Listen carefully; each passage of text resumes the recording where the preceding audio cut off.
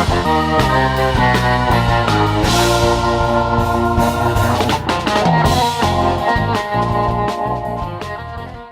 what's going on? It's Tuesday night. It's 8 p.m. on the East Coast. That means it's time for Proper Royals Live.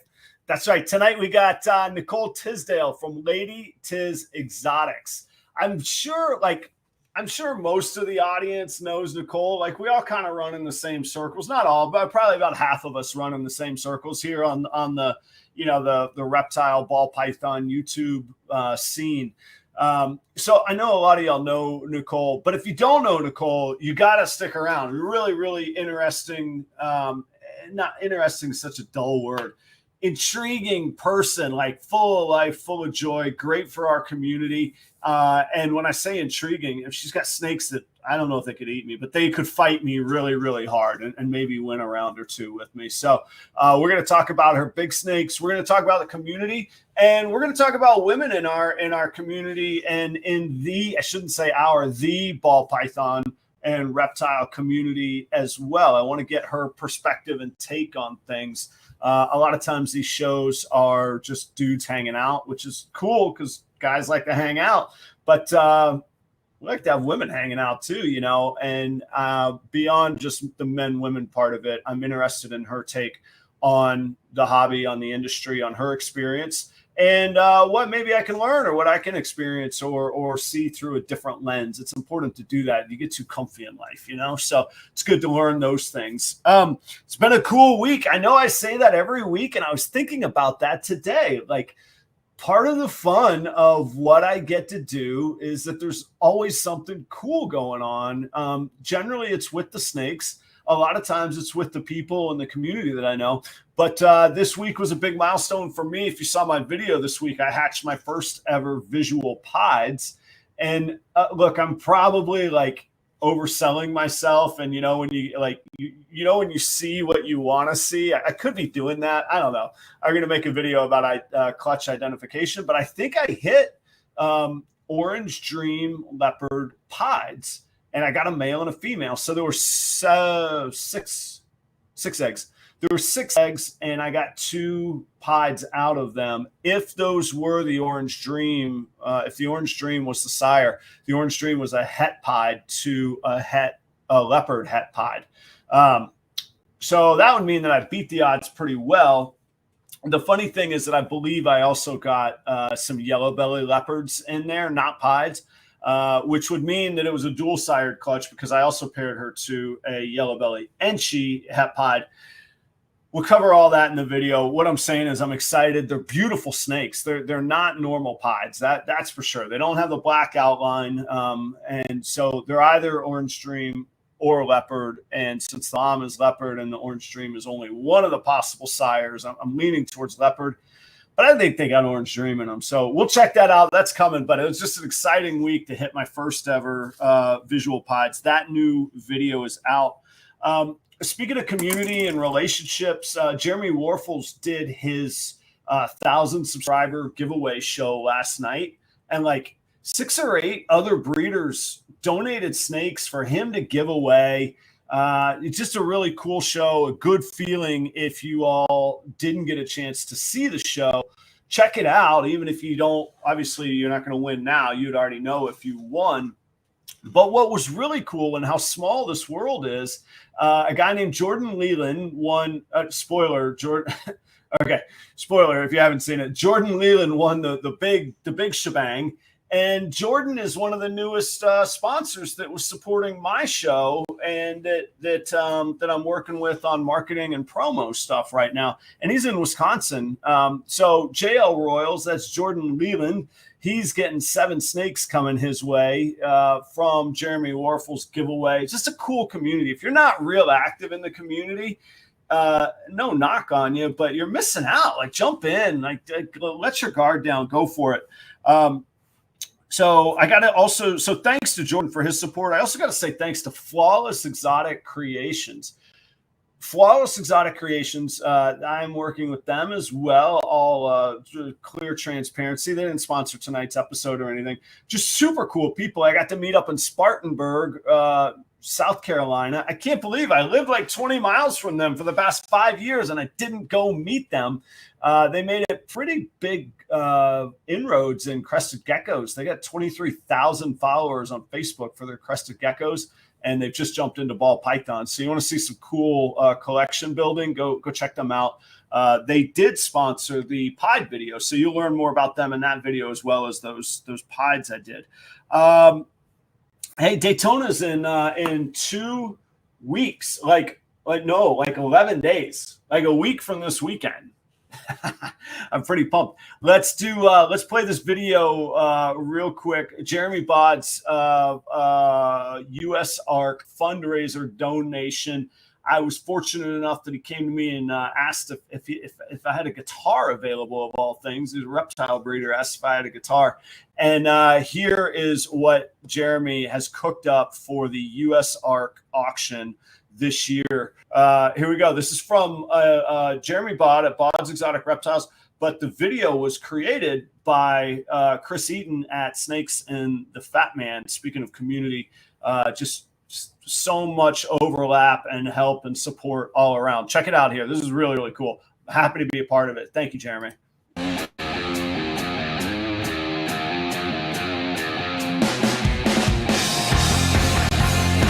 Don't worry, guys. It's like 30 seconds. Just check it out. It's very cool.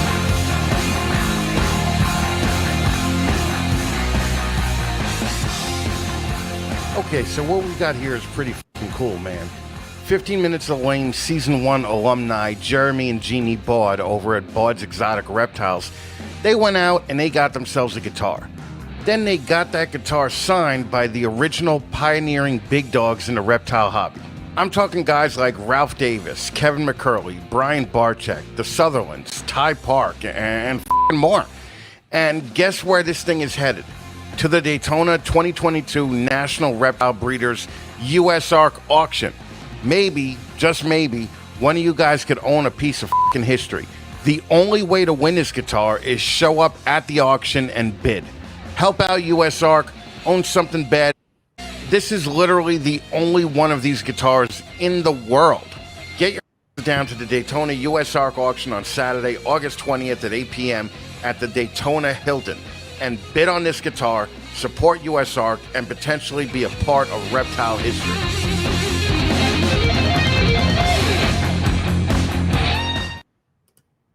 Boom. Little rock and roll meets ball pythons for a good cause. All that money is going to go to US Ark. If you don't know about the US Ark auctions at Daytona, this number seems bonkers to say every time. Jeremy Bod is in the audience. You could correct me if I'm wrong. I believe that his donation last year raised like $26,000 or $28,000, like ungodly amount of money for a cause that is. Sorry, I stumble here. That's a lot of money. $28,000 doesn't pay very much in lawyers to protect us, which is really what US Ark is doing. We've gotten a victory lately, and I really want to enjoy that. So I'm not here to just pitch cold, dark days of doom and gloom for the hobby. But any help that US Ark can get is really impressive. And Jeremy is trying to outdo himself again this year. The short story is that is one of my custom guitars that I built and assembled over the past 10 years. A very special guitar to me. It was a stage guitar for me for a long time. And Jeremy and I worked out a deal. I wish I could say I was as generous as Jeremy. I didn't donate it. I was compensated for it. But Jeremy's doing amazing things with it. I'm incredibly proud that I even get to be mentioned in that discussion. Quick shout out to, speaking of relationships, to Snake Bar Exotics. That mother, that female that produced female snake that produced the pod clutch, I bought from Nathan at Snake Bar Exotics like 2 years ago. I was still living in North Carolina, and that was a hatchling when I bought that snake. He messages me this afternoon. I haven't talked. I had to look back on my messages. We haven't talked since March of 2021. He goes, "Hey, congrats on the pieds. I'm glad this shoe worked out for you." Like, how cool is that? It's a great community. I'm excited about it all. I'm excited to have you guys here tonight. I was looking when the promo was playing. Thanks for all the familiar faces. Thanks for everybody showing up and hanging out. You guys know it's a cool chat. Hang out there. It's a safe space for sure. Enjoy yourselves. And we're going to get down to business on this show. Just a couple more really, really quick points. Next week's show is the last show before Daytona. Those of y'all that haven't met me before, I live in Jacksonville, Florida. Obviously, Daytona is a huge show. It's right down the road. If you're not up on your Florida geography, that's okay, because I'm not up on Utah's geography either. It's about an hour, less than an hour and a half door. I'll be checked into the hotel in an hour and a half from my door. So a very exciting time. We're going to do a Daytona pregame next week. At minimum, who knows who's going to pop up? If you're going to Daytona, message me. We might have to work in a little bigger hangout than usual, but for sure, we got Leviathan Snakes. Stephen and Courtney will be in Daytona. They're going to join the show. I'll be in Daytona. So we're attending the show, Stephen, Courtney, and myself. Then we're going to have some breeders on that are vending at the show. Jeremy Bod is going to join the show from Bod's Exotic Reptiles.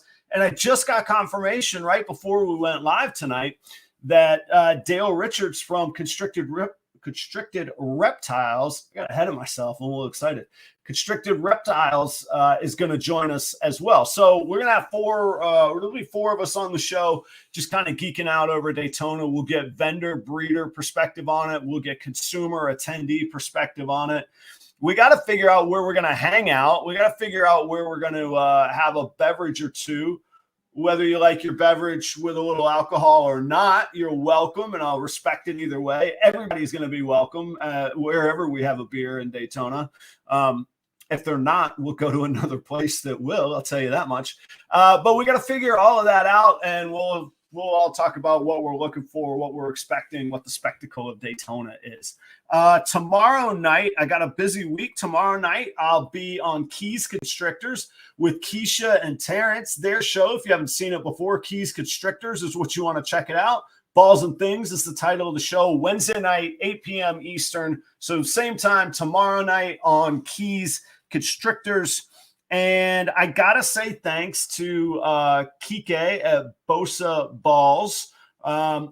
Speaking of community, that's the theme tonight, I think. He is the biggest promoter of everybody. I never met Kike in my life in person. He promotes my shows for nothing, just for kicks. He's a great friend to the community. I can't wait to hopefully meet him in person. Kike, you got to get your butt up to Daytona, man. I don't know if you're going to make it or not. I hope you do. But thank you very much. Keys, you guys also really promoted tonight's show. Great. I want to welcome everybody watching that might have come from Kike or Keys channel. And of course, the lady of the hour, I got to thank Nicole from LADYTIS Exotics, Nicole Tisdale. I remember I first saw Nicole, her logo maybe on Instagram or maybe on Keys or Jeremy Warfel show, but I hadn't seen her. And there was a chat or comment or something in the comment box, and then I clicked. And first, her logo is really intriguing and kind of entrancing. And then we don't see many women in the hobby and in the community, and I think we see less women of color in the community and the hobby. And I said, man, this is intriguing. And then I clicked on her Instagram, and she's got these monstrous snakes. She's just amazing. Like, I can't wait to talk about it. Enough talking about her while she's listening to me off screen. We're going to welcome her. Welcome, Nicole, for the first time to the Proper Royals stage from a COVID quarantine. The show goes on. The show will go on. Nicole was flying solo tonight, and welcome her to the screen, to the stage, to the show. Nicole, what's up? Quarantine. Hello, everybody. I am so happy to have you here. And since we brought up COVID, let's get that out of the way. Let everybody know how you're feeling. Let everybody know what's going on. I know there's a lot of concern out there for you. Yep, I'm good. I hear echo. Is it me? Hold on, let me make sure. I don't hear an echo. You don't hear it? Okay, good. No, if your volume can go up a little, it might be okay, but it might not. It seemed a little bit down. Okay. So I feel really, really good. Considering, but yes, I was in Florida last week For Yeah. my last week of Buckle work. up, everybody.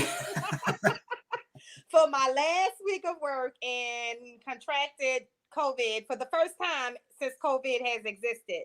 So I'm blessed to be feeling the way I am now. The first couple of days were a little tough, but I feel great. Good. Can't I'm complain. glad to hear that. I know we're all tired of it. Not as tired of it as you are right now, but I know we're all tired of it. I'm glad that you're well. I'm glad that you're going to be like indestructible in Daytona now. If you're going to get it, you timed it perfect, right? I was telling Adam, I'll be indestructible, but my husband keeps saying, but he won't be because he still hasn't had it. All right, everybody, take it easy on Nicole's husband there in Daytona. Now, we, I didn't even have this on the topic list. I get a kick out of, obviously, I don't know you very well, but I don't know your husband at all.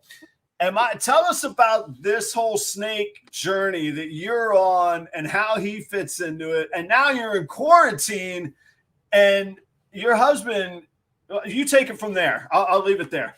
Yeah, I mean, I think it's amazing. So for people who have followed me for some time and for people who know us, my husband, we've been married 12 years and he just didn't do snakes at all. And this year, one of the things I asked for my birthday was for him to hold a ball python for the very first time. And he did it on my birthday. Nice. And that day, I had tried to get him to hold the retic, and he was like, absolutely not. Like, literally rolled his eyes, walked away, and everything. So then after that, recently, I got him to hold, and actually, it's the recent video I posted on my YouTube is of my husband holding a reticulated python for the very first time. Yeah, I saw that. Yeah. And so to me, that's huge because holding a ball python, for me, that's easy. For him, I felt like you should have been held the ball python. Ball python, yeah, come on, right. But the retic, my husband saw when I got my very first retic, so he knows how it took time to get them to where they are now. Right. And so that was a big step for him. And so at this particular point, he can hold anything, and that's what I told him. Everything except for that green tree python. Hold a retic before a green tree python any day. Now what? I saw a post too. You got him feeding your snakes while you're in quarantine. I mean, you're talking him through feeding and everything. So one thing about my husband is he'll say he'll never unless it's for me, and I always say that I'm really, really blessed. Right. And right.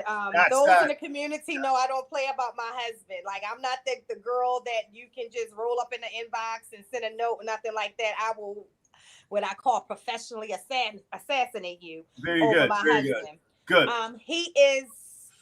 He'll do anything for me. So when I got COVID in Florida, first of all, I was already gone for a week. And then I had left special instructions, but my animals are used to not being handled, but very short periods of time. Specifically the retics, they're out all the time. That's what they do. The ball pythons, they don't care, change my water, but the retics are out. So it got to a point where I'm not going to be back on the day that I thought I was going to be back. So you're going to have to take them out. You're going to have to make sure that they clean. You're going to have to, I fed them before I left. So I knew the bigger retics would have had, had waste by then. So he did all of that with my son, who is my partner. My son is, if you guys know, I am an advocate for reptiles with children with special needs because I raised my son, who was a special need child, with reptiles all his life. Yep. And if you see him handle my snakes, you will not see that he is actually federally coded 01 because he's very intelligent when it comes to those animals. Yep. So I'm an advocate for that because I've seen how it worked in his life. Yep. I've seen on different things. I don't want to speak for him. There's a gentleman named Paul over in England at New Forest Morphs, and he swears by the snakes and the effect that it had with I'll just say a family member and grave depression, frightening depression. And I wouldn't say I love hearing those stories because they come from a traumatic place, but I love the redemption and the outcome of those stories. Those are just joyous moments, whether it's from a snake or music or friendship or a dog or anything else. In this case, it being snakes is amazing though. Yeah, I think even more because we have dogs too. We always had dogs. He's been raised with them too. Yeah. I think I'm definitely going to dive into the advocacy of, and I do it now. If my podcast, I talk about it, how snakes and people with disabilities, whether it's a social disability, mental disability, physical disability, it's a natural thing that they do. And I don't want to go deep, but it goes back to the biblical days. I mean, they are healers. If you look at an ambulance or a hospital, it is a cross with two snakes. Yeah, with the snakes on the staff. Yep.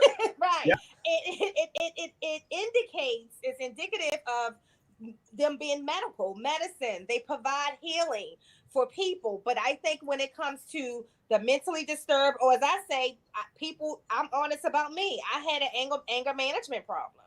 And so snakes were like the things that I went to control my anger, even as an adult, even now. You know, if I'm very upset about something, my husband hopes and prays that I go into the snake room. And instantly it goes away. For my son for a long time wouldn't even talk to people other than us. People thought he didn't talk. I'm like, he talks. Yeah. He don't talk, he talks. But with the snakes, he's bolder than I am, even with the bigger snakes, with the retics. He one of the retics, I think, actually has taken a greater liking to him than even myself. She prefers him. He walks in a room, she advances to say, open the door. Don't have to use a hook or nothing. He slides the door open, she comes right to him. Wow. I have a video that I put on TikTok where my son goes, I tell my son, go upstairs. Yeah. I say, Michael, go upstairs. And my house, I mean, my house is not small. So the snake had to come from its enclosure. And I say, go get Michael, T'Challa. And the snake goes by me, goes all the way up my stairs and goes right to my son's feet. If you don't believe me, watch the video on TikTok, everybody. And it amazed me. I always knew that she took a liking to him, but to see her travel through 2 rooms and up my stairs, and the stairs kind of wind up and went straight to his feet, and that's where she stopped. Didn't go any further. She found Michael. Yeah. Oh, very cool. How do the you mentioned that you had dogs, and we'll cover some of the other reptile species in a minute. Talk to me about dogs and retics in the same house. I mean, humans and retics are one thing. Dogs and retics are a whole different. How do you? Obviously, you're very in tune with your animals. So I'm not asking that as a doubtful question. I'm asking, how do you manage that? How is that managed? What do you keep an eye on for that? My dogs and my retics are never in the same place, and I respect people who think that it's okay, and you can try that with yours. My animals are very expensive. The other thing is, one of my dogs is a Yorkie Poo. Food to my retics all day long. Yeah. The other one is a Rottweiler, 150-pound Rottweiler.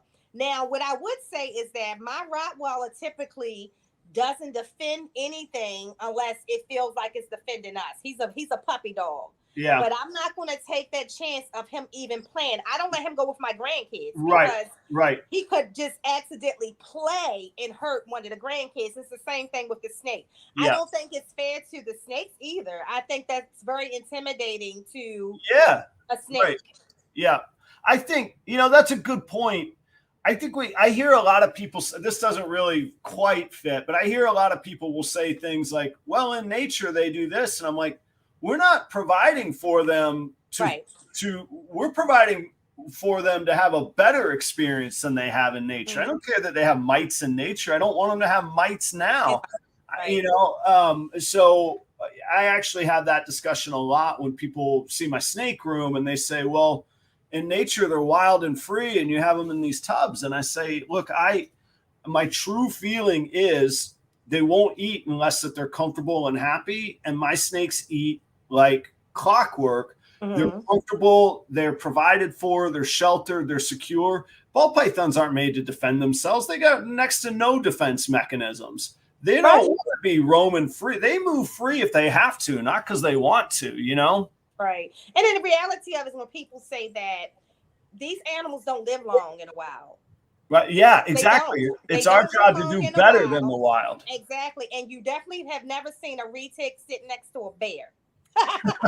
No. And that's what a Rottweiler and a retic. Yeah. They don't seek that out. They don't look for that. And they get away. Yeah. And likewise, I mean, or in the ground. I live here in Florida. We have of course, HOA that I live in, and there's a Facebook group for our HOA, and almost daily there's somebody, oh my gosh, there's a snake on my patio. What am I getting? First, it's funny because they're terrified of it, but they'll sit there with the camera, you know, filming 19 pictures, getting dramatic about it. Second, we live literally in a drained swamp, and I've learned that I don't want to ostracize or shame people, but I do say to them, this is their natural habitat. Third, that snake has no interest in messing with you. A snake isn't going to do anything other than A, trying to eat, or B, trying to defend itself. So don't give it a reason to defend itself. Let the thing be. And unless you got plentiful food on your patio that snake wants, it's gone. It'll get out of there. Absolutely. Absolutely. You know, and of course people love being outraged. So it's they don't want facts. It's not that. They want the scene on Facebook. But no, thanks for telling us about the relationship with the dogs and the reptiles. I think it is important, and I think it's very important that we do consider the animals and our own desires, for lack, they're not for lack of a better word. That's all it is. This is us wanting to have those animals around. We're taking their choice away from them. So we better do it like really, really good, is my opinion on that, if we're going to. Tell us, you mentioned the green tree pythons, you mentioned the reticulated pythons, of course, ball pythons. What all do you have cooking there in that house? So I have the green tree. I have 2 Burmese pythons, which one of them is wild caught from Florida Everglades, which is a puppy dog tamed, literally Burmese python. If you ever seen him, even when I first got him, he's never been defensive at all. And he was born with his umbilical cord still attached. That's how, when he was found, that's how in the wild he was. How big was that snake? How big are they when they hatch? He was about 4 months. Now he'll be, I will have him a year in October, so he would turn 1 year old in April, this past April. So he's actually about 5 feet long now, but he's a good eater. He's a really good eater too. Yeah, so, I don't think they make Burmese any other way, right? Well, you know what? It's funny that you could have Burmeses who, like my Pearl, when I got Pearl, because I have 2, when I got Pearl was captive bred. When she first started eating, she would actually skip a week. This one is more like the retics. I'm not skipping. If anybody got food left over, I want it. Yeah. But he will constantly eat. So I have the 2 Burmese pythons. I have 3 boa I'm sorry, I keep forgetting. I have 5 boa constrictors. I forgot I got the bloods. You got some new ones, huh? Yeah, the 5 boas. A whole bunch of ball pythons because I'm breeding them now, but 3 of them are actually pets first. Yeah. And then the rest of them are breeders. And then I have 2 tegus, Kobe and Gigi. Now, if you want to see something funny, Gigi is the funny one. Gigi is the animal that I think is time enough for every animal I have in here, including the retics. Yeah. But the female tegu, she is off the chain funny. And I have Larry, who is my Asian water monitor, who I absolutely love. If you ask me who's my favorite animal in this house, next to the retics, or probably side by side, would be Larry, my Asian water monitor. I spend a lot of time with him. I have 2 red ear sliders and 12 tarantulas, and I'm missing something, and somebody would tell me what it is. It'll come to me. Oh, my corn snake. I do have a corn snake. Okay. Nipsey, and we have the leopard gecko. Wow. So I'm going to take a quick side turn here really quick. There's a conversation brewing in the chat that focuses on mainly Morphs brought it up. And I just read an article with very, very specific data on it. And I wanted to address this really quick. there is something that happens in the Everglades every few years. It's a Burmese python hunt or a roundup, and it's a okay. So it's put on under the auspices of we're going to get tons of people, and we're going to go make a dent in the ball python and the Burmese python population issue in the Everglades. And the article that I read, and I'm going to find it and I'll put a link on the YouTube community link, and maybe I'll even put it in Instagram. I'm going to make a note of it because it had, data is important. Headlines are one thing. Data and facts are very, very important. So the first 2 times that they ever did this, and I think that they're cooking up another one, so maybe this will be the third one. They had, thousands of people come and hunt these, and it's open season. And unfortunately, this happens with a lot of animals. In North Carolina, coyotes are open season. They're seen as pests. You can kill them year round. You don't need a permit. It's Wild West on killing coyotes in North Carolina. It's the same thing with green iguanas in Florida and Burmese pythons in the Everglades. And this is, what happens is somebody puts this event on, then goes finds corporate sponsors. Then the sensational news thing comes of the invasive species of Burmese, which I realize the debate of invasive species, but they are not native. They were introduced and they have changed the ecology there. I get that. The facts that I'm getting down to are that of the thousands of people that came, the first year they killed 64 Burmese pythons. 64. I believe, and Nicole, you'll be able to tell me, I believe that a mature female Burmese python can lay more than 64 or can produce more than 64 offspring, I think in 1 year, but certainly in 2 years. So to think it was making a difference was laughable. What happens is politicians grandstand, newspapers get headlines, corporate sponsors get everybody riled up. And what happens is it killed 64 snakes. Mm-hmm. I'm not a fan of killing snakes for the sake of killing them. And this is a huge if, because it could never, ever happen. If we could return the Everglades to the way that they were pre-Burmese pythons, maybe I would think about some way that would instantly eradicate them. But that's like talking about the Tooth Fairy or Santa Claus. Like, let's be real here. That's not that horse is gone from the barn. It ain't coming back. And it's like the lionfish in the Gulf of Mexico. You're not shipping all those lionfish back to wherever the Indian Ocean that they came from. You're just not. It's too vast of an expanse.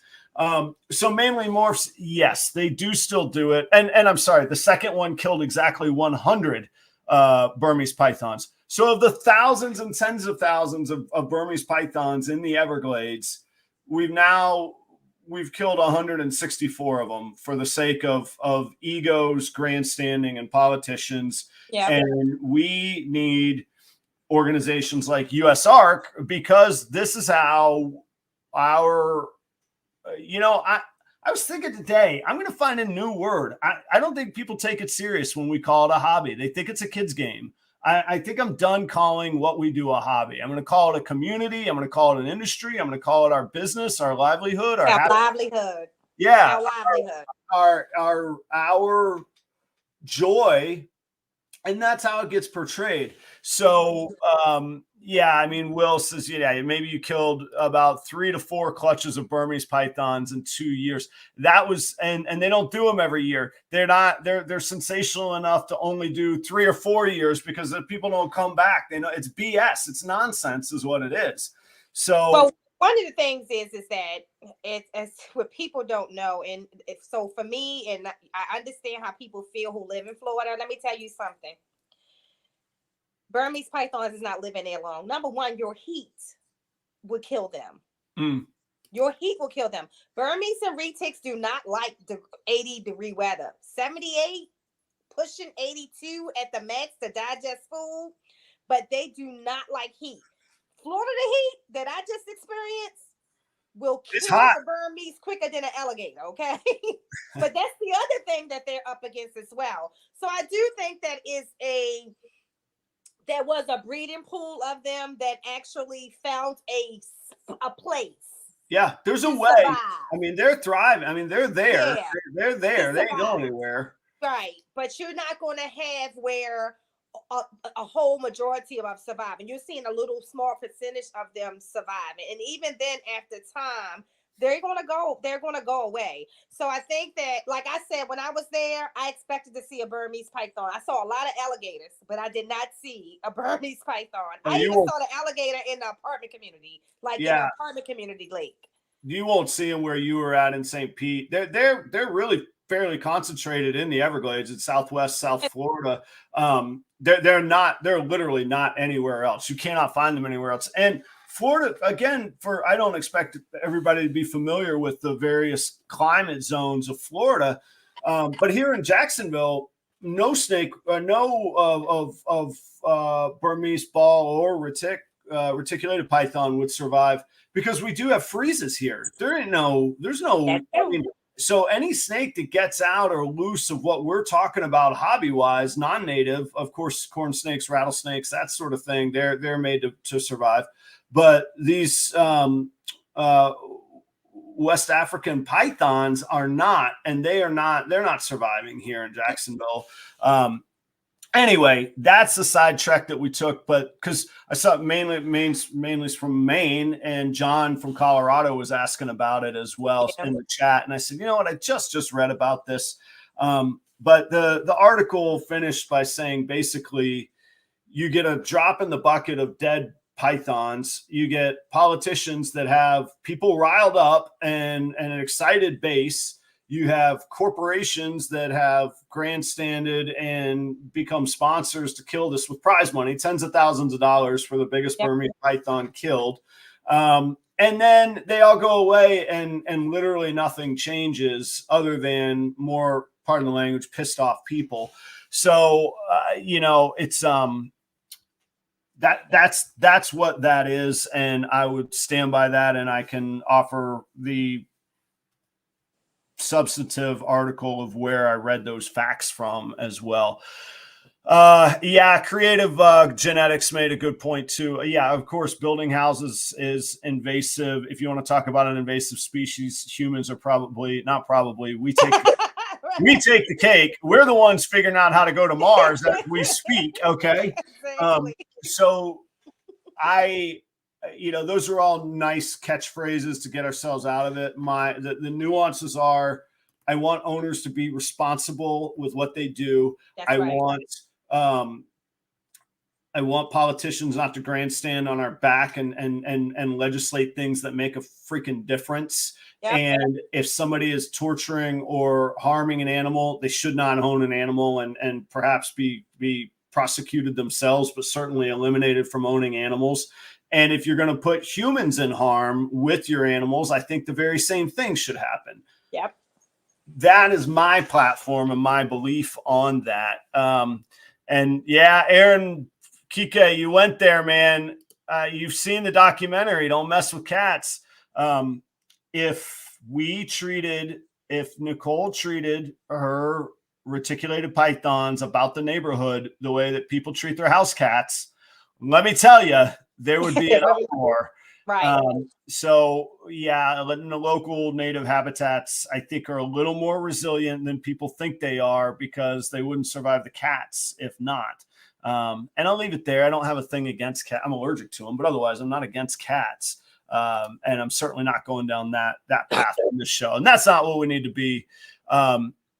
Anyway, let's see. Shannon asked, what's the Florida whitelist status, specifically in Florida? All right. So nationally, the status, as I understand it, nationally, the Lacey amendments are off the table. We're done with that for this legislative session. They could always be reintroduced, re-brought up in a bill. But as far as any active bills that are in the process of being made into law, those Lacey interstate commerce laws are done. They're off the table, no problem. Florida, on the other hand, as we seem to be proud to do, leads the way in bad decision making on all sorts of levels. I could go far on this, but what I understand right now, here's the situation in Florida and why supporting USARK is so important. There is, and we're going to get back to you, Nicole. I promise. I'm going to wrap this up really quick, but it was apropos to the Florida situation. There's something called the Florida Wildlife Commission. And the Florida Wildlife Commission is a group of people that are not elected. They are appointed. They're employees of the state, and they are not any part of an elected representative democracy of any kind, no matter what your leanings politically are. I think we should all embrace, I believe we should all embrace that we should be a representative democracy. And these are unelected officials making laws. And to the point, there is a quote that I can find if I need to, and I'm paraphrasing, although most of this is a direct quote. The leader of that commission, the chairman of that commission, he said, as the chair of this commission, I am a vote of one. What I say is the one vote that will make a law. That's what he said. Laws, I don't care what the law is. I don't care if it's, I'm not even going to get into it because that's not what this show is about. I'm not about causing angst among each other. I don't care what people's views are, whether you think whatever should or shouldn't be, no one person should decide the law of the land. That is not what this country is about. It's not what any of our veterans have fought for, or our forefathers, or anybody that have worked to make America what it is. And that's my problem with it. I wouldn't like it if the majority of people voted that way, but at least I could understand it. This is not acceptable. And that's why there'll be constitutional challenges to it. It's why USARC is confident in what they do. We just have to make sure that we can fund USARC. There. My biggest thing is that anything that you're going to make a decision on or judgment on, you need to have education about it, and then you have people who are educated. And so one of the things that I'm doing in my retirement is becoming a lobbyist for Florida, very specifically, because what I tell people is that I'm in Maryland. Maryland don't care. We got too many other things to worry about, like who's killing who and stuff like that. Like real problems, real problems. Yeah, we got real problems too. We just don't tend to ours. That's all. But the thing is that we need more people. And this is where, like, and I don't want to make it about this, Adam, either, but when I talk about responsible reptile keeping, the image that we portray in the media is no different than what Adam just talked about, the illegitimate image that the news put out there. One of the reasons why I wanted the Burmese python from the wild, Adam, is I said, because I want to save one, not catch it and kill it and make money. I want to save its life. And when I tell you I love that Burmese python, I love him because out of the thousands there, I saved one of them. And then mainly ask the question, mainly the Burmese python that I have, I can guarantee you when I actually breed him, he's het labyrinth. So yes, there are morphs in Florida. Yeah. Oh, that's cool. He's not a normal. He's not one of Kike's, huh? No. All right, this is the last Florida-specific topic, or we'll circle back at the end. Ray Navedo asked, what are the requirements to own and sell ball pythons in Florida? So there's two different things. To own a ball python, there's no requirement. You, in my opinion, should be a decent person that wishes to care for your animal, just like a dog or a cat. No requirement for that. To sell or display animals, wild animals in Florida, you have to have what's called a Class 3 Florida wildlife license. And that doesn't require really anything other than filling out paperwork. But what you do have to agree to in that agreement, which is a little bit of a sticking point for a lot of people, and rightly so, it's a constitutional right that you abandon. One of the things that you abandon is the protection of a warrant search. My Class 3 license, I have to put GPS coordinates, location, address, and I have to give basically a diagram and a description of my facility and where my animals are kept at all times. And I have to agree to allow Florida Wildlife to inspect my facility anytime I want. With that being said, that's fair. I kind of agree. I'm not doing anything wrong, and I do have a philosophical problem with illegal search and seizure. However, in this case, I have elected to abandon it on that topic. Now, does that mean cops can bust down my door for kicks. No. But Florida Wildlife can knock on my door, insist to allow to be inspection to happen, and I would welcome them and I would allow them to. So those are the things that you have to have in Florida. Here's the thing, and I don't know, this will probably, I shouldn't get me in trouble. I highly doubt Florida Wildlife watches my show. You'll be surprised. They might. Here's the thing. Like a lot of these organizations, the individual peoples, I have no problem with. I've had great experience with the individuals. The organization, you still have to fill out a handwritten piece of paper. You cannot reapply online. You have to do this yearly. It takes them about 8 to 10 weeks to process your application. The whole license is only good for 52 weeks. So it takes them 20% of the time that you're going to have it to process it.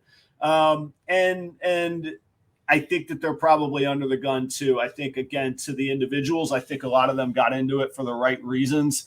And then they see the bonkers leadership that they're subjected to. So that's my 2 cents. There we go. Let's go back to more fun stuff is my opinion. So you, Nicole, tell us, I am, and I'm sure other people are, what is your setup? You got Burmese retics in a house. You have tegus in a house. You got dogs, children, adults in a house. And even if you got the biggest house on the planet, that takes some planning. So what do you got going on?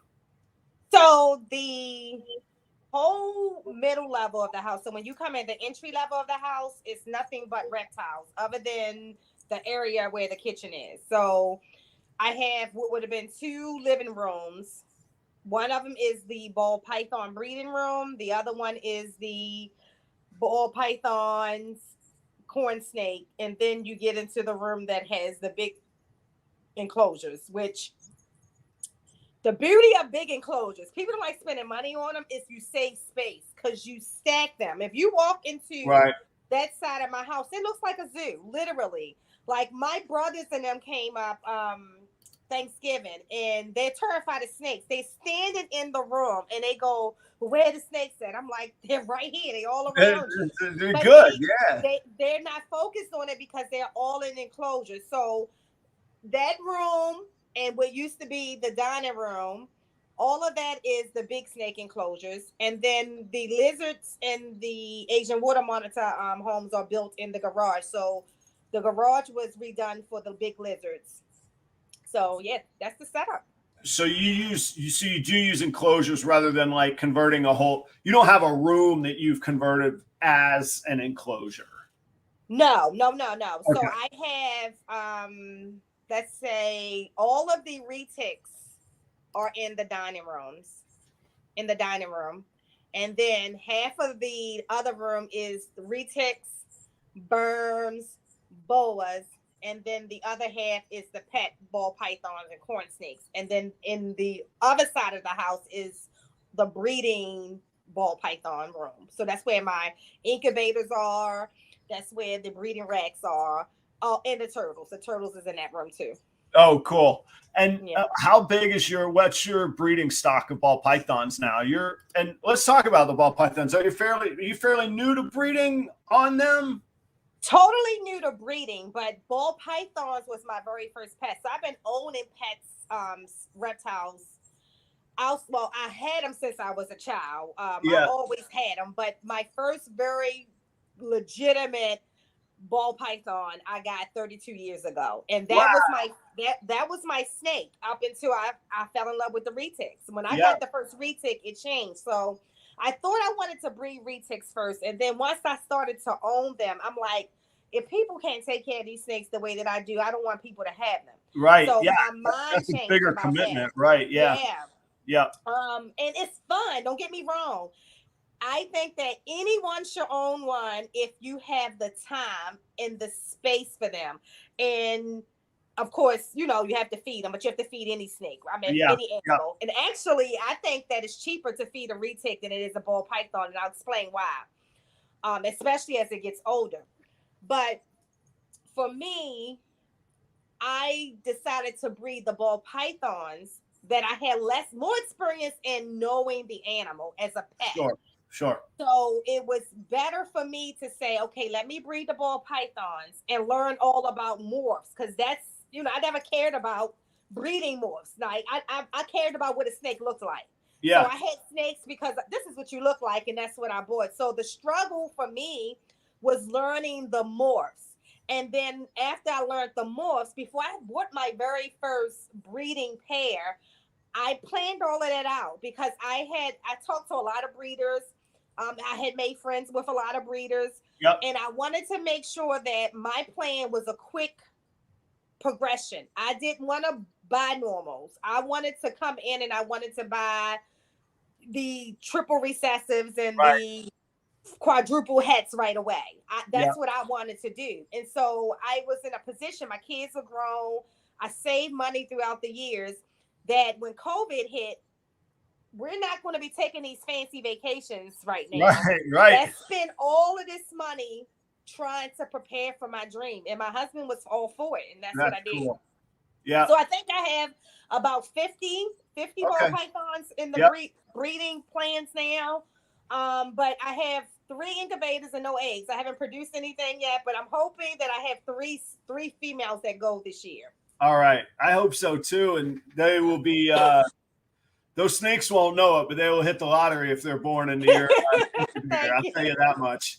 That's what Ozzy always joke about, how I take, he always like, the passion that I had, but I think that's important. I don't think you should breed a reptile that you are not passionate about. Yeah, I would agree with that too. And look, we talk about all the fun stuff, but we don't talk a whole lot about how much work it is. I mean, I put several hours a day just into the snakes. And then, if you want to, if anybody wants to try and make a business run at it, I put a lot of work in. I mean, my morning before I go to my regular job is spent on Instagram in the mornings. When you wake up, there's probably Adam's reel already going for the day. I put a reel up every day, and then I do my marketing every day. I do this show and I prep for it. And actually, I want to talk about us both doing shows too. Those of y'all watching that don't know, Nicole has her own shows on Saturdays, 1 o'clock in the afternoon, 1 o'clock Eastern. And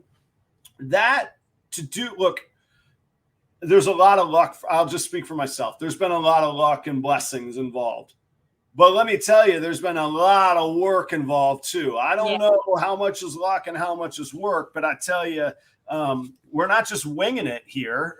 We plan. I do, I show prep, and I know that Nicole does. There's the whole challenge of booking, trusting, depending on people, getting, technology right. It took me a long time to figure out just that doesn't look as good as that. I had to buy a little, like a million little things. So you got to have, back to your point, you got to have that passion.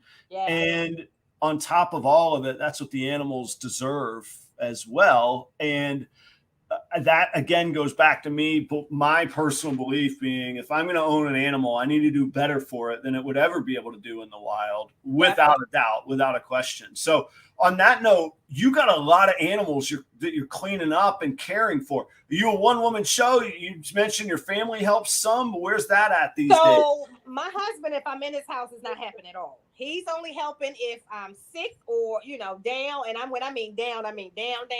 Right. Now, my son, though, I like to clean my animals myself. So it's an obsession for me. Now, if for whatever reason I can't get it done as quick as I want to, my son does help me a lot, especially with the ball python rags. His favorite retic, or I'll say the one that I believe favors him, he cleans her almost all the time. Okay. I am very retics poop and pee like every day. And I'm not talking about small peas. Retics will pee. Okay. Yeah, I'm trying to think of a way to put this without getting too graphic. I was absolutely dumbfounded the first time that my ball python peed on me, not to mention a retic. I also was dumbfounded. How can I put this? When I was growing up, my family bred Yorkshire Terriers. Okay.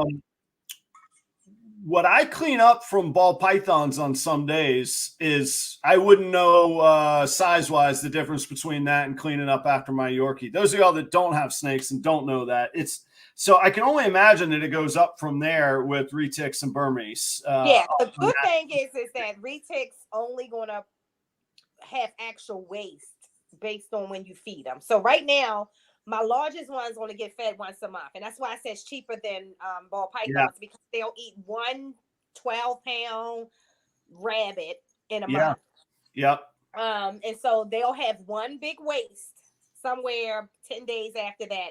But they constantly are urinating. And I'm not talking urates. I'm talking about water. Yeah. So for me, that's the biggest challenge, because I do not like my snakes laying in urine at all. Right. So I can wake up in the middle of the night. It can be 1 o'clock in the morning, and I go in there and I see that one of them. And you can tell, because retics don't like their own stuff. You'll see them in the corner like it's over there, So I have to clean it right away. Yeah, even my ball pythons are that way. There's some days I'm like, oh, this girl's bull wrapping. I mean, no, she's not bull wrapping. Her poozo. She don't want to be around her poo. Yeah. Yeah. So I would say that the retics and the berms take up the most time. But I it doesn't seem that way. So I haven't reached, and I always said, like, people will always ask me, do I want more retics? Yes. I have 8 though. And wow, you have 8. Holy cow. Adding one more is too much. And that's just the retics. I'm talking about the berms and the boas. I have 8 retics. So for me to add another one just because I want another one, that's selfish. Because I can tell you that, not that I'm tired, I don't ever want to push myself to where I feel like, oh my God, I gotta clean the snakes. I want it to always feel like, come on, y'all, come on out so I can clean you. I don't ever want it to be that way. When I one of my very first guests, talking more again about community, who's been a great support and help, and I think he's in the audience, is Kai at Lucas Landon Royals. Yep, I saw Kai. Yeah, he said to me, he was on the show, and he goes, don't think about what you could do on your best day. You better think about what you can handle on your worst day. When you're sick, when you're laid up in bed, and you got 50 or 80 animals that you owe a good life to, what are you going to be able to handle? And I was like, well, that just threw a bunch of water on my plant. Like that put it in a different perspective. But I think he's exactly right. And I think there's anybody that's listening that's growing a collection or making steps to grow. Do just that. Grow. Don't explode. Right. I'll tell you, it sounds funny now. I chuckle looking back at it, but going from I think I had 20 snakes last season, and getting 15 hatchlings last season, that kicked my butt. Like they like every other day, they poop every day, and I'm like, I gotta clean. Oh, that's what how we met one of the first times, was you commenting on my sink. I am a nut about cleaning. I put a commercial industrial sink in my garage just so I can clean. And before I knew who you were, like before I know you as Adam, like you were the sink man for the longest time. Like, who's that guy with the sink? He might be just crazy enough to hang out with. Hey, I need the sink. Look at that. There goes the sink. I mean, I was stuck on that sink. It's still out. I love it. I still swear by it. I am again on a community note. No, I have a good buddy in town. I'm not going to say who it is, just from a security standpoint. But I have a good buddy in town who's out of town. So I'm caring for his animals while he's out of town. And man, I miss my sink. I'm like, and it's so silly because I'm walking like 12, 15 feet. And I'm like, I gotta walk all the way over here to get water. And I got a little on a glass of water. I need to clean, I'm as big of a supporter of people are of getting ultrasounds. I say get a sink. You're going to keep a clean place, and you can do it. Oh yeah, that's right. Charlie messaged me. He's like, so what are the specs on that sink? And the funny thing is, I looked on the commercial restaurant supply houses that I still use in my consulting gigs. I can't find a sink with the same specs. Most of them, because we were talking tub sizes, and I could fit a 50-40 straight down in one of my sinks, or a 55-40 angled, and a 70-30 I can wash in there too. And all the ones that we were able to find, the measurements don't fit as well. So I don't know what's up. But anyway, anybody that's interested in the sink, I'll have to I haven't posted a picture of the sink lately. I'll post it. Hang on. I don't do this often. Hang on. I'm going to turn on the lights and turn around the camera. I'll show you here real quick. So here we go.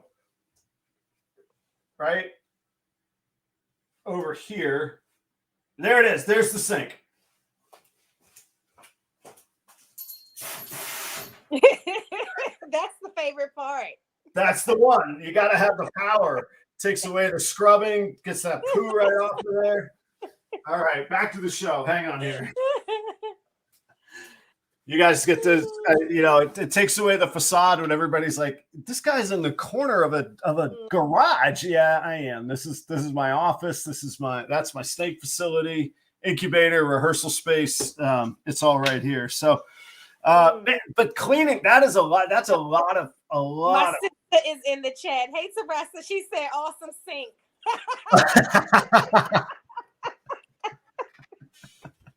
That's my big sister.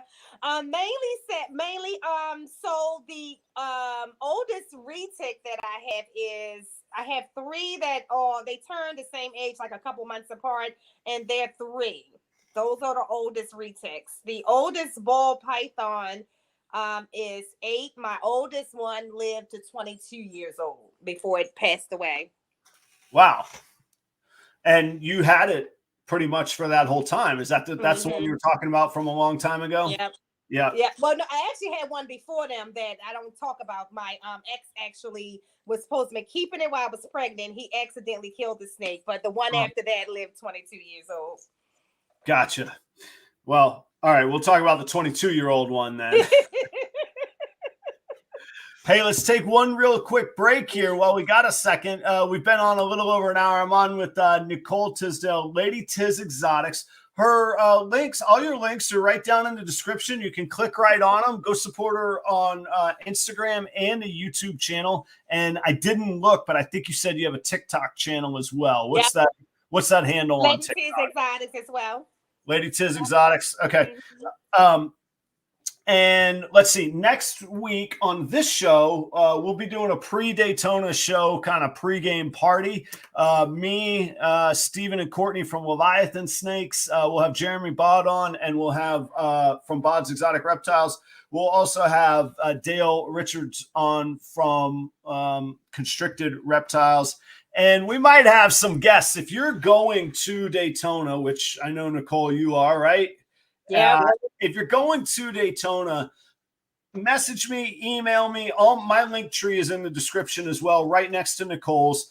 We're gonna figure out next week something fun to do that night. It's probably we're doing a bonfire that night. Where at? Well, okay, tell me, where's the bonfire? On the beach. So Key's gotta find a place on the beach. We're definitely doing a bonfire.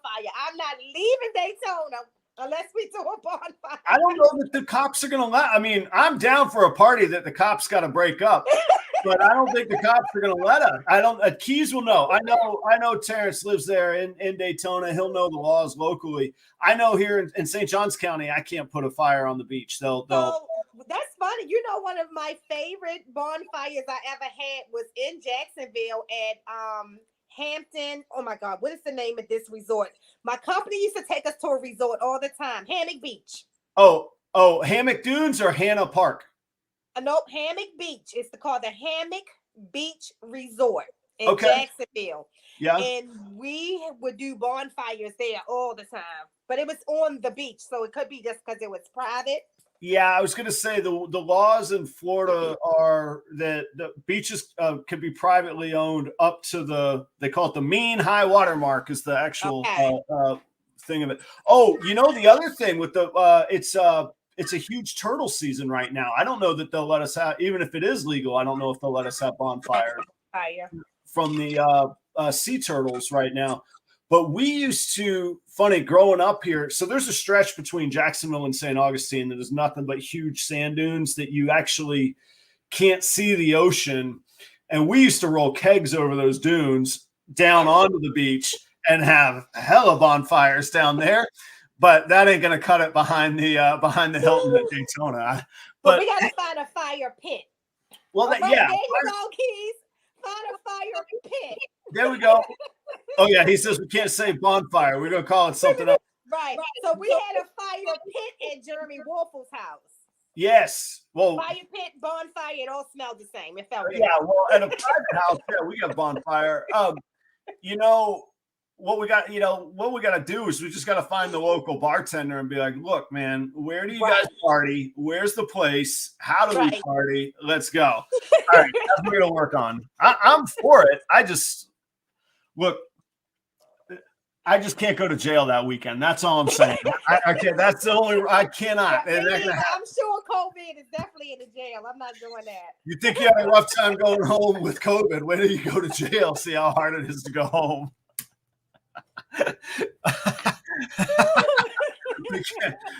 But if we do, I'll be filming it. Okay, like it'll be content. It'll be on YouTube.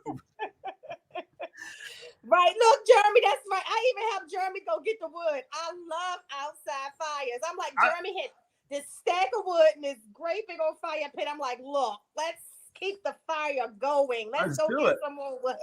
Like I say, I'm for it. I just don't. I don't know how we're going to navigate this. That's all. But I'm willing to try. Like I say. I just got to be faster than at least one other person. Like that one person's going to get left behind, though. That's all I know when it goes to. I'm just going to blame it on the usual suspects. Me and Keisha going to be over here. It's film. Yeah, exactly. Yeah, that's right. Not me. All right. So next week, we got the Daytona pre-party show. Tomorrow night on Keys Constrictors, I'll be the guest on Keisha and Terrence's show, Balls and Things.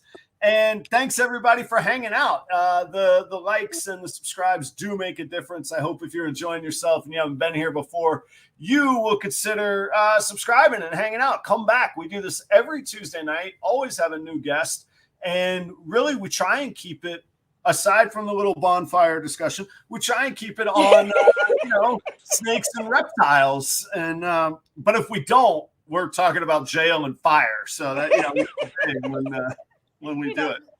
The normal ball python breeding types of things, That's right. That's why, there was an easy transition from the restaurant community to the ball python community. There's a lot of similarities there. Hey, tell everybody about your show. Let's talk about your show. Tell everybody about your show, and then maybe we'll share some of our experiences behind the scenes, what we got going on. So talk about your show.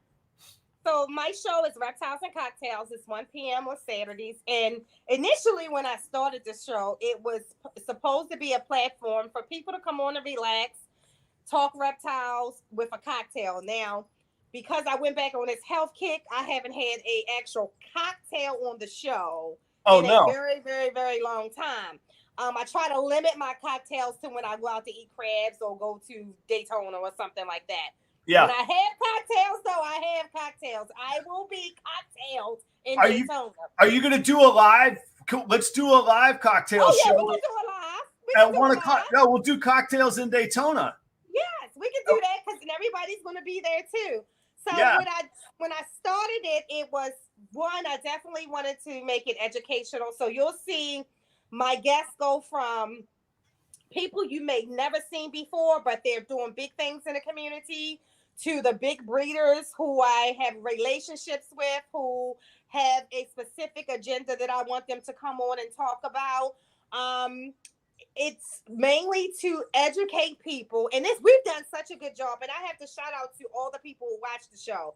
There are people who never, ever, ever would have watched a reptile and cocktail show who do not miss one today. And some of them is even in my own family. Yeah. They do not miss the show. They have even built relationships with the people in the chat where, like, Bosa just sent my sister some clothes, some shirts, and she will not let me live it down because she don't have one of my shirts yet. And Bosa is now her favorite person. But it's like it's becoming this community that I have not missed the reptiles and cocktails. And the joke is that I will not miss one. Like even Saturday, I was still in the heat of COVID. We're having my show. Yeah. One time my favorite nephew was rushed to the emergency room. First thought was his mother's out of town. I got to get to Baltimore, get to him. But let me grab my iPad and my headphones and everything else. Because the show is going to happen in the emergency room. And it did. Yeah. I do love that show so much. I love that platform. And I do plan on adding an additional show. I haven't came out with what I want to do yet. But now that I have all this free time, I want to do something that is surrounded around USR, FWC, lobbying, respectful reptile keeping, and reptile education. So I'll be doing more of that as well. But I love all the podcasts. I mean, this show, everybody in the chat. A lot of times people will reach out to me to come on the show. Mm-hmm. And I'll say to people that I'm very methodical about how I want to do this. Like, even if you notice, none of the usual suspects has been on my show. And let me explain why. I'm with them all the time. All the time. We are together. We know so much about each other. What I love about them doing shows and me doing shows, we introduce each other to new people and different people. I agree. Big D has formed a relationship with Ozzy through a conversation from my show. That a relationship that probably would have never ever happened had that encounter about my blue ghost didn't exist. So if we get to the point, and don't get me wrong, you're going to start to see the usual suspects. In fact, the second show that I want to do, I'm working that into it because they are a big part of me in the community. I think as a woman, because somebody asked that, Angie asked me recently, how do I feel about being a woman in the hobby? And I said to Angie, like, I'm respected. I'm respected because there's so many good men around me.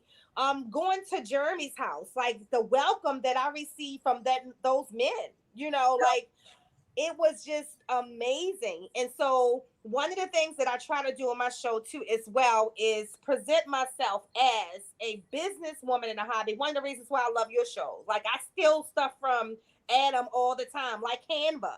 If you go and you look at my thumbnails, I literally went through and created all of these new thumbnails that for videos that have been up there forever because of a show that you and Gershon did, and you suggested, like, that's something to do. If you go back, look at your old videos, change the thumbnails to see how it changes the algorithms. So I watch everybody, and I think we all have something unique to offer the community. Yeah. Different platforms, like your platform is different from anybody else's. Keys is different from anybody else's. It is. Jeremy's is different from anybody else's. But what's unique and what's wonderful is how we flood support to each other.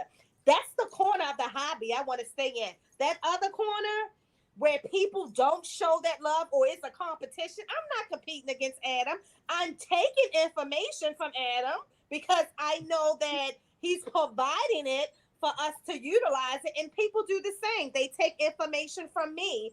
I have watched women literally broaden their reptile experience. Women who never thought that they could start their own traveling reptile zoo. Right. They has started it because they've seen other people on my show do it.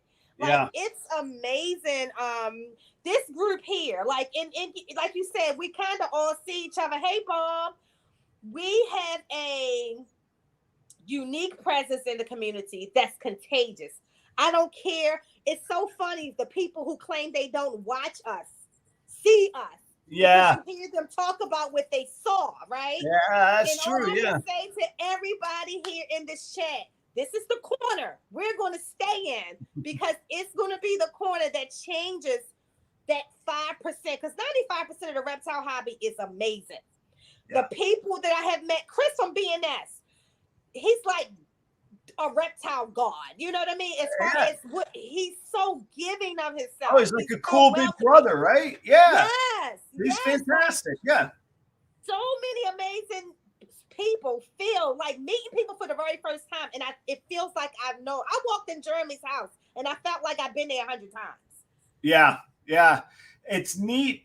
I first, thank you for all the kind words. Like I love your passion. Here's the other thing. Those of y'all that don't know Nicole, here's what I do know. And I'm not going to bring up any sore subjects for other people. They wouldn't be for you. I've seen when you do disagree with the room. I've seen when you state your belief in your mind and your truth for yourself. And so I take your compliments with a very high regard, because it's easy just to throw around BS. But when I know it's the truth, or you feel it's the truth, then it's really special. I say we, I'm a one person. When I say we because I feel like there's a community here. I always set out to I would share my honest experience in a humble way, acknowledging either what I do know or what I don't know. Right. And so for me, having this show has been a means to a de facto mentorship from the community. I know it's funny. I know very few people here in town that work with breed-owned ball pythons. I know a ton around the country. I think that's why I like Daytona so much, because we all get together in person. Right. We get together here all the time, but I'm really excited for that just person-to-person interaction. That's just even better than it's what you were talking about, walking into Jeremy's house kind of thing. I can't wait for that.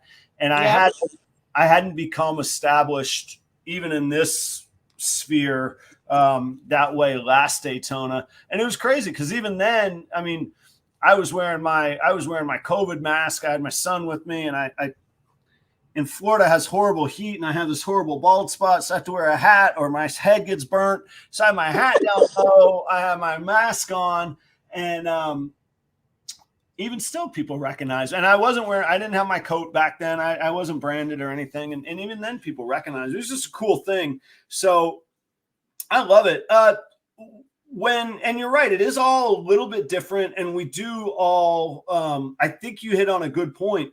It's important to find a way to keep it fresh. You hit on a couple points I'm actually going to talk about.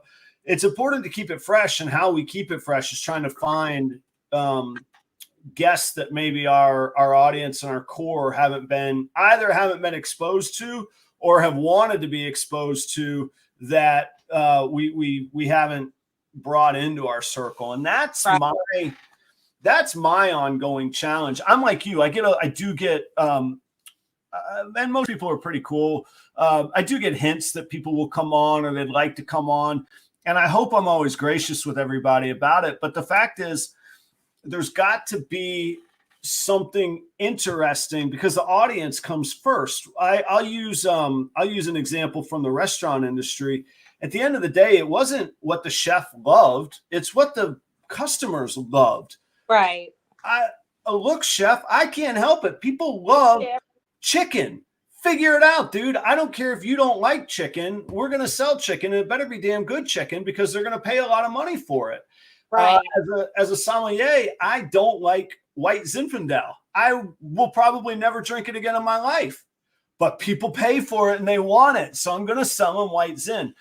And finding that equivalent when it comes to the show, and making sure that it stays fresh, and making sure that I don't go, just like you're talking about, I hope I'm never in an emergency room doing the show, but just like you're talking about, when you go, I got other stuff, I got a million excuses I could make to not do the show. I don't know who the guest is going to be this week, but I'm not just going to call Jeremy or Steven and have them pop in again to save my butt. And I love when they do, and I've got them back next week, but I got to be careful how many times we do the safety net, the fallback. So I love the challenge of finding that, of filling that gap, and figuring out that flow of how I'm going to book guests. And then the parts of it that I'm sure you've experienced too. Do they even know what StreamYard is? Much less can they like, and God bless them. I'm not calling anybody out. There have been plenty of people who are like, Adam, we're on an hour and I can't figure this thing out. I'm like, well, why didn't you tell me 2 days ago you can't figure it out? Because then we could have, you know, and it always comes through. It always comes together.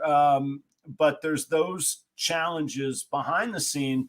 But I, like you, I have a passion for the show and I come to really enjoy it. It's sometimes it feels like a bear or a monster that's like, there's that Tuesday night thing again that I like. Sunday afternoons I'll be like, I'm finally caught up on everything. I've got, you know, my son's out playing, my wife is shopping or whatever, and I could just be left alone. And I'm like, damn, I got a show Tuesday. I gotta make a thumbnail, I gotta make this and that. But then I get to the show and I get right here and it's a joy, and I really do enjoy it. So that's the stuff that goes on in it. And I've missed one show. I will admit I took a travel consulting gig to North Carolina, and I was like, perfect. I'll get there. I'll get through my first day. I'll have a glass of wine and I'll do the show with my laptop at 8:00 that night.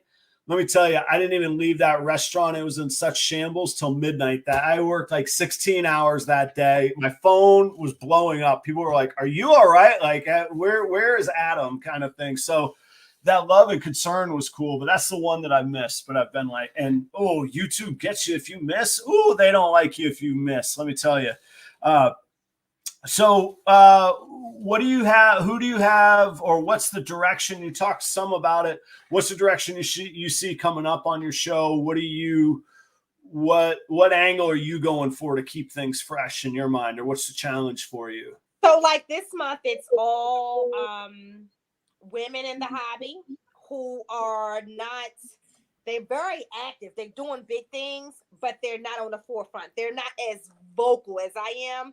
So kind of bringing them from where their corner, bringing them here so everybody gets to see them and know them. And I got some very cool women coming on this month. I have one coming on next week. She's from New York.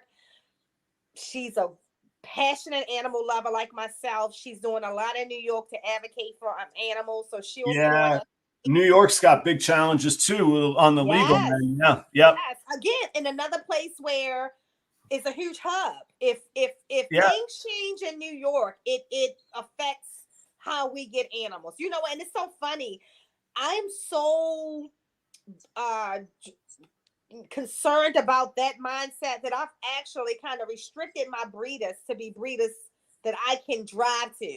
New Jersey, Pennsylvania, Aussies is only 45 minutes. He's right in your neighborhood. Yeah. So it's like, that's a huge concern. But, and then from there, I want to just continue to bring on people who are providing that information, because I think another thing that is happening now that didn't happen, and it had it happened 10, 15 years ago, I probably would have started breeding earlier. One of the things I do love, again, about a lot of our shows is the snakes. So you always hear me saying, show the snake, right? Specifically ball pythons. You can't tell me much about a retic or burn, but ball pythons, that is where my knowledge has to increase. So I went from not being able to identify anything other than a bumblebee, a spider, a pod, to literally being able to see snakes and say, oh, that's this, that, and the other. Yeah. I'm not great at it. I'm still probably 40% at it. Still got another 60% to learn. But surrounding myself with those people and those podcasts where I get those opportunities to learn more about different morphs and genetics. Now, I can use a morph market calculator to determine what I'm breeding. And the only thing I'm looking at is my odds and the amount of genes that new snake would have, right? Yeah. But to be able to identify it, and it's something that I learned recently, like from Ozzy. I assume that every big breeder can identify the snakes that they Oh produce. yeah, no, that's a great No. topic. No, Yeah. what's the line? This I believe to be. Yeah. Like practice it, say it, get confident with it. Like I it's so fun. Oh my gosh, I have two thoughts that I'm reaching for something here. I literally today was giving myself that pep talk that I have to be able to say that statement confidently because people like an animal will sense fear or danger.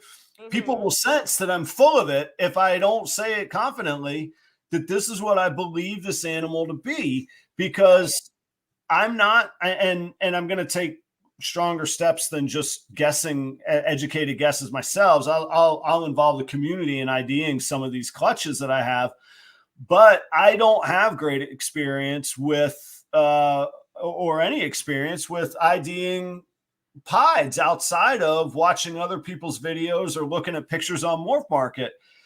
I thought I was going to be like spot on ready. And then I see these things. I'm like, well, these are beautiful and they're amazing. I don't know. Like, so I'm actually about to do one of the videos that I'm about to do is approaching identification from a deductive standpoint. What could it be? Now, what is it not? And whatever's left over is what it must be, or at least what I can believe it's going to be.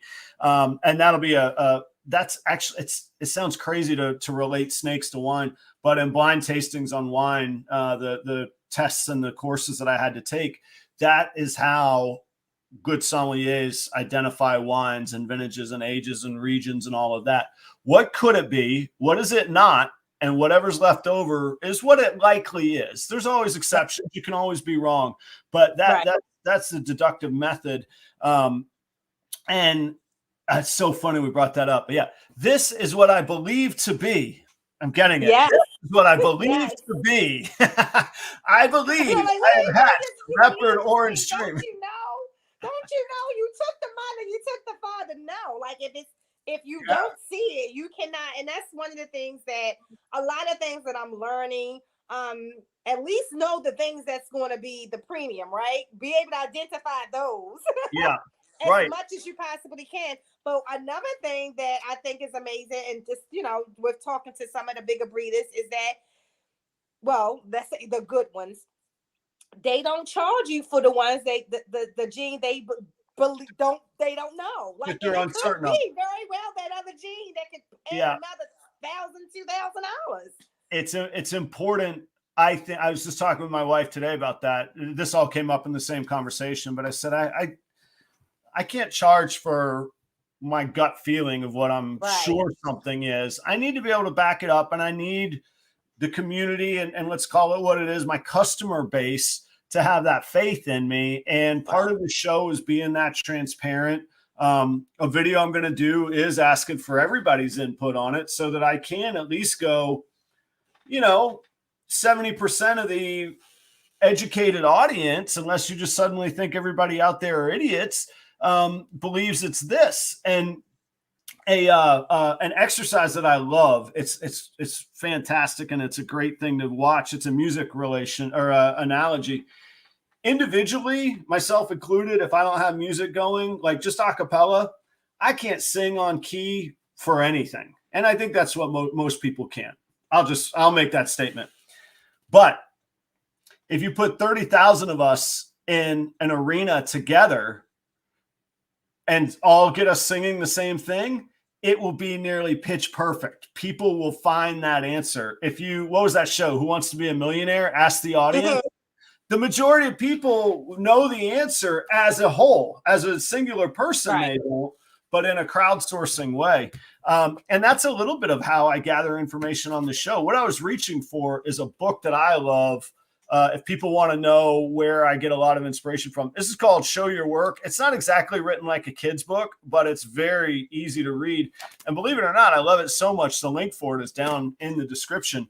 But this guy basically says, if you show and share what you do and invite an audience to participate, you're going to learn more, and you're going to learn it faster than any singular expert can ever teach you. And or that any singular expert can ever accomplish on their own.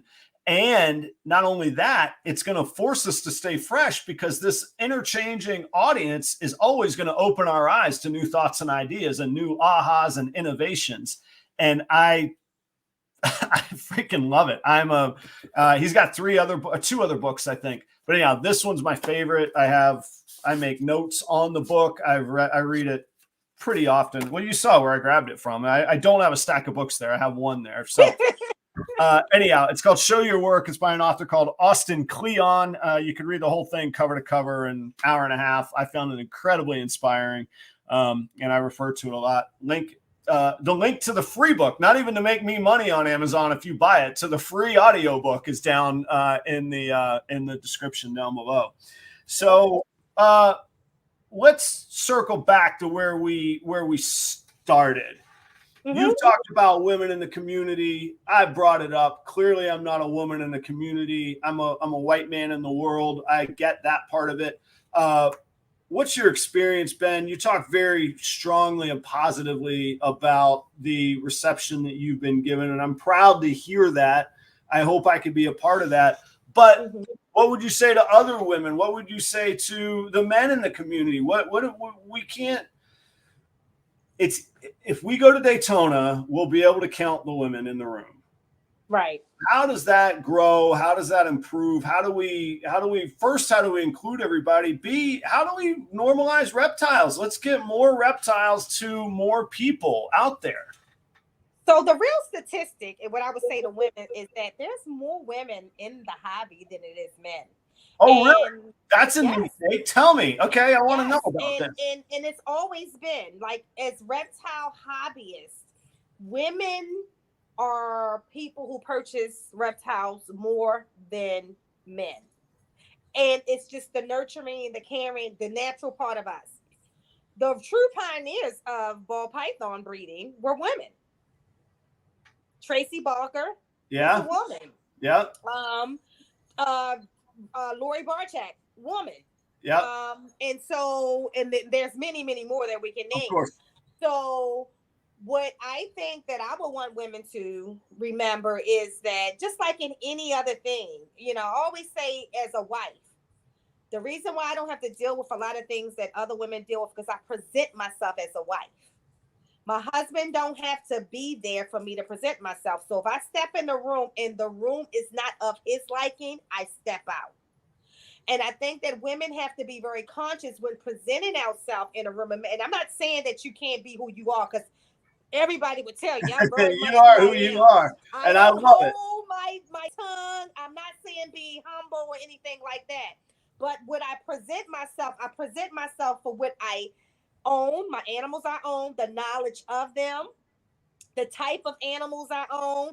So when a man in the hobby, I think sometimes, and this happened with the retics very specifically, and Chip Indoor and I talked about this. When I first got into retics, there were people who told me, you won't be able to deal with one. And now I have 8.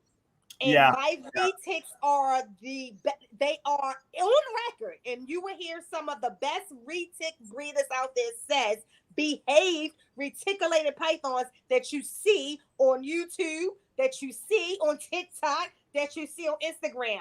My pod reticulated python, whenever I touch him, there are men who've been dealing with pods for 15 years who cannot believe that my pod is as conditioned. I don't like to use tamed, but as conditioned as he is. Yeah. And so I earned my respect in the reticulated python, the big snake community first. Now, coming over into the ball python community, I was humble. I came in and I'm like, look, y'all, I'm going to start breeding now. I don't know nothing about these genetics. Right. Help a system. So I think that. But I think you're authentic. I don't know that it's purposefully humble. I think you're authentic. I think you're full of gratitude. I think people mistake gratitude for humble sometimes. I don't mean to cut you off, but I wanted to recognize that for sure. But I absolutely think you're authentic. I don't think it's a switch that you're flipping or a costume or a mask that you're wearing. Yeah. And I think that women have to be conscious that when you're trying to create a brand what do you want that brand to really be? Like I told people when I created this logo, a lot of people see the reticulated python. You see the black woman, you see the little afro, but this is actually also the shape of a woman's womb. You know, okay.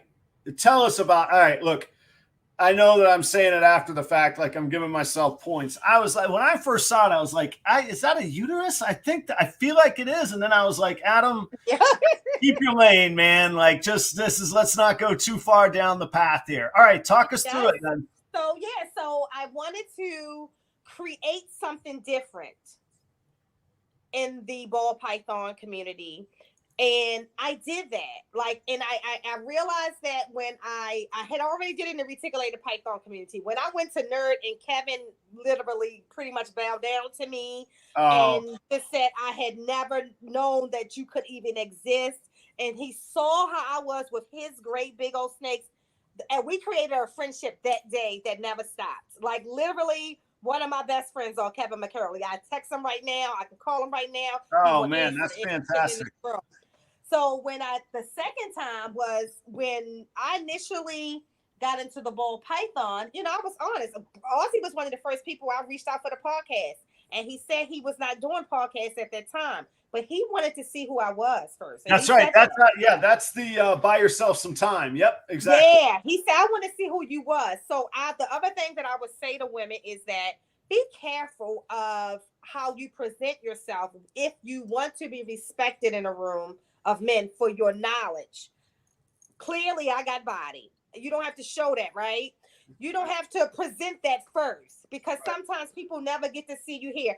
I'm not going to say her name. I watched a very great, who was starting to be a good ball python breeding female in the community, black woman, go from respected to like talked about bad in the background because of how she began to present herself. Mm-hmm. So she got away from what she started out with, her knowledge, her skill, the snakes. And then it kind of went into, I need this attention. I need this attention. I need this attention. And people just totally forgot what she started with. And you don't see her out there like she was before. And I know that that's because as a woman, she realized that there was a shift. I want to always be respected. When I do hatch eggs, and I say this all the time to the usual suspects, I won't be hatching just regular old snakes. So I want people to be buying my animals based on the fact that they know I'm selling a healthy animal, right, that my animals come from a good stock, whether it's, not necessarily the popular breeders, because I got some great animals for breeders that most people probably won't even know. That's right. But I want them to respect the fact that they know I take care. Yeah. They know that I take care of my animals, that I care for my animals, because they will know that I'm not going to sell you a snake that I know that it's not healthy, because I wouldn't want that done to me. And right, if you watch anything about me, being ethical, and I always say being ethical on stage and off stage. This is not just what I'm saying here. Right. Compose yourself. Do the right thing. In the back. Yeah, do the right thing. Just do the right thing. Yep. In the background, do the right thing, say the right thing. There are people right now in this hobby who don't want to see me win, and I never did anything to them. I still support them. Like, I'm not going to stop supporting you because you feel the way that you feel. My goal is to elevate you above whatever makes you that way. So I wanted to give birth, and that is to reticulated pythons, to a woman, black woman entering the hobby, but giving the birth to a new way of doing things, a new way of presenting ourselves, and a new way of showing that we exist. That's why the podcast came in. How many women were doing podcasts? And that's why we are encouraging them now. And I'm talking about real podcasts, not podcasts coming on there just to talk about things that's not really ball python related. I'm talking about podcasts that's educating children, because that's the thing. Our future means everything to me, because I have a granddaughter who is a baby me. So I don't want her to grow up and not be able to live the dream that I'm living now. And I tell people all the time, what I'm doing today, I was a 5-year-old little girl. My sisters in them would tell you, I used to bring all kinds of animals in the house. I one day wanted to get a great big old house just so I can put all the animals, not children. I had no intent on filling up bedrooms with babies. I had never had intent to do that. And we don't have a lot of company. I didn't want it for people. I think I had one event at this house. And that's when we first moved in here. And I remember saying, that's it and that's all. And everything after that was about my animals. Yep. So I want to give birth to a whole new thing, to a new generation of kids who can be free as a 5-year-old to say as a little black girl, Adam, that I love snakes. Because contrary to what people believe, there are also a lot of black people who love snakes. You said it on your show before. Like, I have. It's so many people. It's wonderful. We all kinds of people in here. Like, it's a great place. When I look at and I joke about the usual suspects, if you look at us, none of us look like we would have went to school together, you know, or got on the same bus together. But when I tell you our hearts for each other, the love is unlike the love that I get from my own blood. Okay. Yeah. No, I will do anything for them. I have said it, and you just acknowledged, but I have said it. My own experience. I'll tell you a real brief story of my own experience, and I'm going to give you a bigger thanks than this, but thank you for sharing all of what you just did. As a 16-year-old kid, I think I'd gone to 5 schools by the time I was in 10th grade. So there wasn't many deep relationships. I had hair down to about here. One of my secret talents is that I can grow a beard like that. So I had some hair, and I just didn't. I wasn't a jock. I didn't come from a wealthy family and all that. And I had a couple friends, and they were like, "Hey, there's this thing called the Vans Warped Tour. Is this touring punk rock show that really is iconic. This is back in the mid '90s." And I was like, I don't really know what's going on with any of these bands. I really haven't heard of them before, but that sounds cool. I'll go check it out.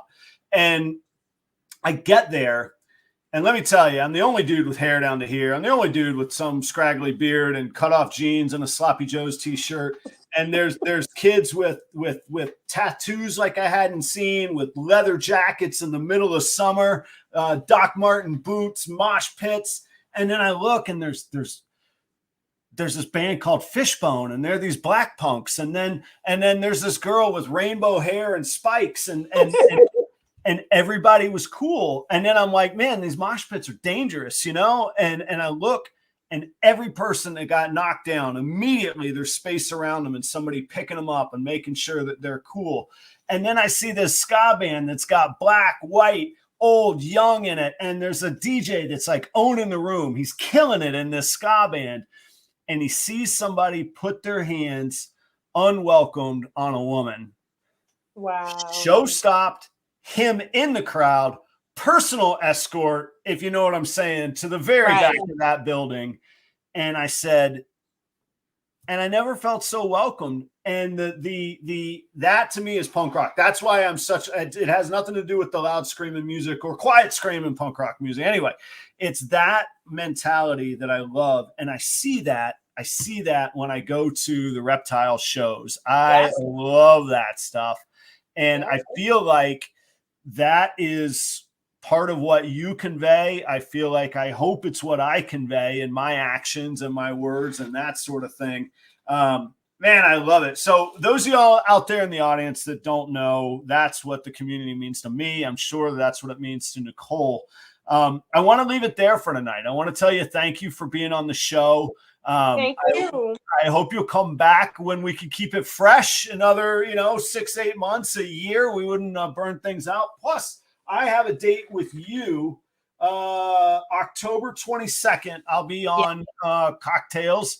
If you can find it in you to spare one cocktail, maybe an extra day at the gym that week, I'll have it with you. If not, I might have one anyhow. No, look, I tell everybody, have yours. Yeah. And I'll have one. Like if I didn't drink no other time that week, I'll have one. It's normally wine, but yeah. Well, and I'll save it for your show, but we could talk about, I love cocktails, but I don't ever drink when I'm doing the show. I want to stay crisp and charged and focused and give you, in the moment and give you my full attention. So Nicole, thank you for being on the show. Audience, thanks for everybody. I want to say special welcome to Bold Exotics. It's hard to walk into a room and introduce yourself and say, hey, I don't know anybody and I'm new. Welcome. You are welcome. It's nice to meet you, Bold Exotics. I'll reach out to you. I can personally attest to nearly every person that is watching the show and in this chat is a very, very decent person. I've met many in person. And the people that aren't decent people just don't put up. They don't follow them. They leave. Yeah, they go. They You go. will be uncomfortable in this chat. That's right. I don't even have to run them off because they ain't gonna put up with me. They just get tired of me. And it's so every now and again we'll have somebody that pops up and tries to spout off, and magically they're just gone. Like they don't. Anyhow, it's a beautiful place. Audience, thank you. I love you for making it that beautiful place. I'll continue to do it. I'll continue to participate.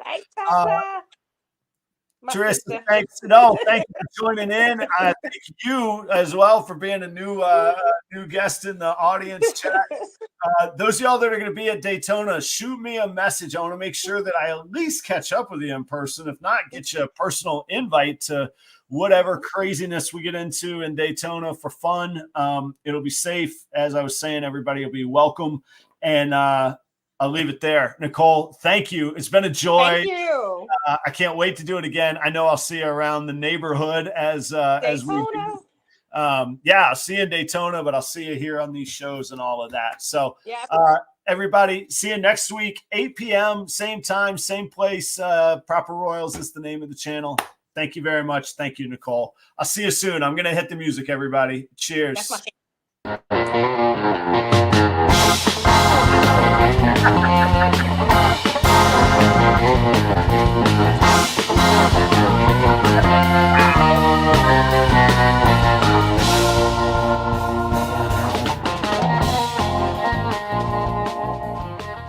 Good night, everybody.